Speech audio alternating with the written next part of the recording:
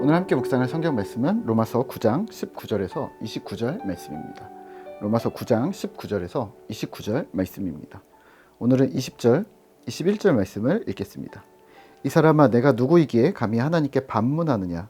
지음을 받은 물건이 지은 자에게 어찌 나를 이같이 만들었느냐 말하겠느냐? 토기장이가 진흙 한 덩이로 하나는 귀 있을 그릇을, 하나는 천 있을 그릇을 만들 권한이 없느냐? 아멘. 오늘 함께 생각할 주제는 확실한 선입니다. 우리는 계속해서 로마서를 통해 기독교의 기본 진리들을 탐구하고 있는데요. 인간은 죄를 범했고 하나님은 예수님을 통해, 예수 십자가를 통해 온 인류에게 구원의 길을 열어주셨다. 또 누구든지 주님께 나오는 자는 구원을 주시기로 작정되었더라. 그리고 그 구원받는 자들조차 하나님의 예정하심, 또 무조건적이고 불가항력적인 은혜와 선택하심으로 이 일이 가능해졌다는 얘기를 사도 바울은 아주 길게 얘기하고 있습니다. 근데요, 이 기독교의 기본 진리, 교리라고 부르는 이 부분에 대해서는요, 신자든 비신자든 약간 이해가 되지 않는 부분들이 좀 있습니다. 예수님을 통해 구원의 길을 열어주셨다는 것까지는 알겠는데, 구원조차 하나님이 선택하신 사람들만 받게 된다니. 그럼 선택을 안 받은 사람들은 어떡하나? 어떤 사람은 그러면 구원받을 운명이고 어떤 사람은 구원받지 못할 운명으로 태어난 것일까라는 의문이 듭니다. 구원받지 못할 운명으로 태어난 사람은 아무리 열심히 해도, 아무리 열심히 믿어도 그럼 구원 못 받는 건가? 이렇게 생각하게 됩니다. 그리고 그건 너무 불공평하다고 우리는 생각합니다. 오늘 이 예상 질문에 대해 바울은 명확한 선을 긋습니다. 20절과 21절입니다.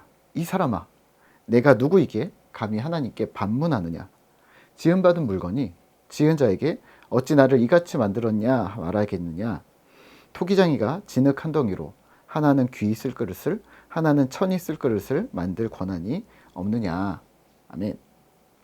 하나님의 권한에 대해 얘기합니다.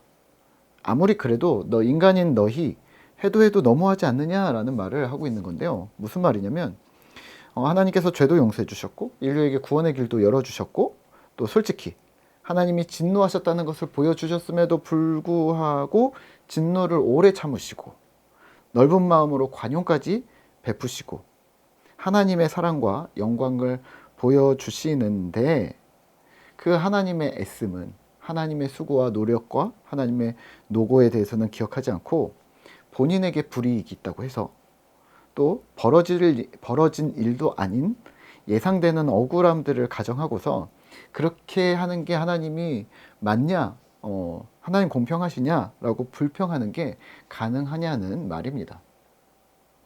기억하실 것은 하나님은 창조주입니다. 이미 우리가 너무 잘 아는 내용이죠. 허점을 찾으려 한다고 해서 그 허점이 찾아질까요? 그리고 우리는 피조물인 거죠. 인간이 만약에 이런 거죠. 예를 들면 인간이 바퀴벌레가 되겠다라는 게 말이 안 되잖아요. 예. 근데 하나님은 기꺼이 그런 벌레 같은 인간이 되겠다고 조물주가 스스로 선택하셨다는 말입니다. 그러니까 우리가 아무리 빈틈을 노리고 어떤 논리를 공격을 한다 해도 그게 먹히겠냐라는 말입니다. 네. 자, 사실 성경을 읽으며 드는 여러 가지 질문이나 의문에 대해서 우리가 약간 간과하는 것이 있는데, 그건 하나님과 인간의 위치 설정입니다.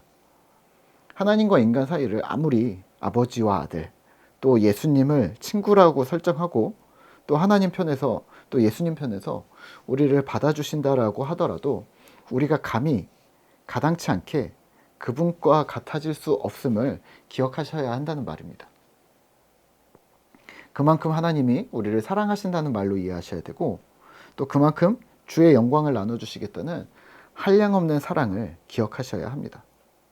근데 마치 오늘 예수를 믿게 되었다고 내가 하나님을 막 부린다거나 이제부터 논쟁을 시작해 봅시다, 평등하게 계급장 떼고 한번 해봅시다, 뭐 이렇게 한다거나 예수를 친구처럼 여겨서 무례하게 대할 수 없다는 말입니다. 그리고 그게 사실 성립이 되지도 않는다는 말입니다. 이런 거죠. 저에게는 수화 선생님이 있습니다. 네, 제가 수화를 하잖아요. 근데 저에게 선생님이 있겠죠. 네, 나이가 저보다 한 5살 정도 많으신데요. 아주 수화를 잘하셨고, 또 저는 선생님 하면서 꽤 되는 기간 동안 따라다녔습니다. 그리고 아주 열심히 배워서 아주 잘 배웠습니다. 어느 날 제가 회사에 취직을 했는데 그 선생님이 거기에 직원으로 계시더라고요. 예. 그래서 함께 동료가 된 거죠. 선생님이었는데 직장 동료가 된 거죠. 그러면서 호칭이 선생님에서 형으로 바뀌었습니다. 5살 많으니까 형님으로, 예, 선배님 하다가 형님으로 바뀐 거죠. 그리고 한층 가까워지고 이제 평등해진 뭐 그렇게 된 거죠. 네. 하지만 진짜 똑같아지고 진짜 평등해졌을까요? 네. 뭐 회사 동료고 직장인이라는 신분에 있어서 인격적이라는 측면에 있어서는 동등해졌을 수 있습니다.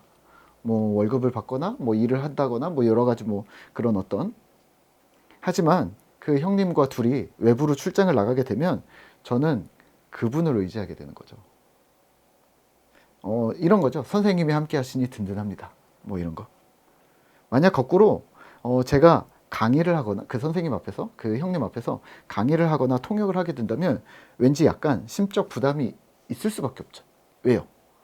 아무리 형이라고 불러도, 아무리 동료라고 불러도 선생님한테 수화를 배운 제자로서 선생님 앞에서 강의하고 선생님 앞에서 통역하고 그게 좀 그런 거죠. 예.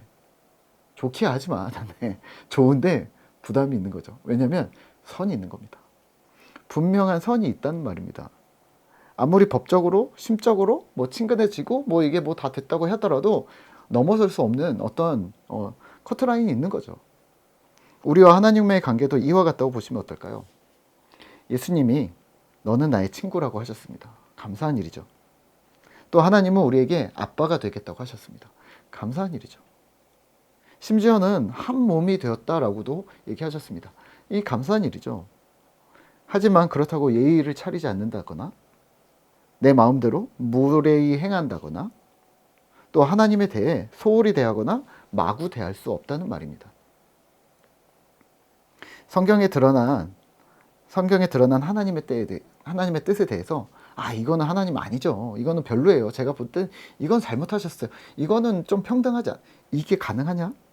이러쿵 저러쿵 혹은 감나라 배나라 우리가 할 수 있다는 말은 아닙니다. 창조주와 피조물이라는 선은 분명하니까요. 혹 하나님이 이 말씀을 왜 안 지키셨습니까? 혹은 논리적으로 하나님이 여기에는 논리적으로 맞지 않습니다. 논리가 틀렸습니다. 우리가 그래서 이거는 불공평합니다. 라고 이게 성립이 되지 않는다는 말입니다. 말하지 말란 말이 아니라 우리의 논리가 그분을 이길 수 없다는 말입니다. 오늘 하루 이 분명한 선, 할 얘기가 많지만 이 분명한 선을 기억하시면서 그래도 우리를 초청하시고 불러주시는 하나님의 은혜에 더욱 감격하시죠. 25절과 26절입니다. 내가 내 백성 아닌 자를 내 백성이라 사랑하지 않은 자를 사랑한 자라 부르리라. 너희는 내 백성이 아니라 한 그곳에서 그들이 살아계신 하나님의 아들이라 일컬음을 받으리라. 아멘.